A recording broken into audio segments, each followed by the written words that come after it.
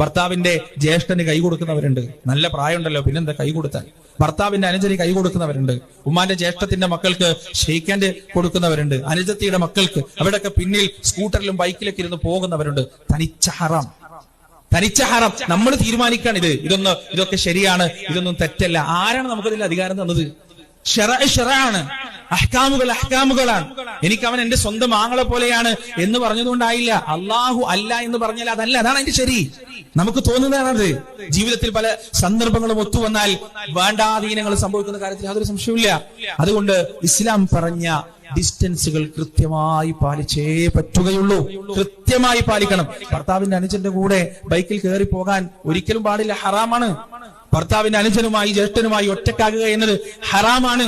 ഈ പറയുന്ന കസിൻസുമായി, ഉമ്മയുടെ ജ്യേഷ്ഠത്തിയുടെ മക്കൾ, അനുജത്തിയുടെ മക്കൾ, മൂത്താപ്പയുടെ മക്കൾ, എലാമയുടെ മക്കൾ, ഇവരുമായി നിരന്തരം ചാറ്റ് ചെയ്യുക, പേഴ്സണൽ വിഷയങ്ങൾ പറയുക, രാത്രി വിളിച്ച് മണിക്കൂറുകൾ സംസാരിക്കുക, ഇതൊന്നും ശരിയല്ല എന്ന് എന്റെ സഹോദരിമാരെ മനസ്സിലാക്കുക.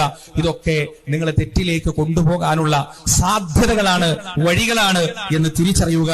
ഇത്തരം വൃത്തികേടുകളിൽ നിന്ന് വൃത്തികേടിലേക്ക് പോകാനുള്ള സാഹചര്യത്തിൽ നിന്ന് പൂർണ്ണമായും മാറി നിൽക്കുക.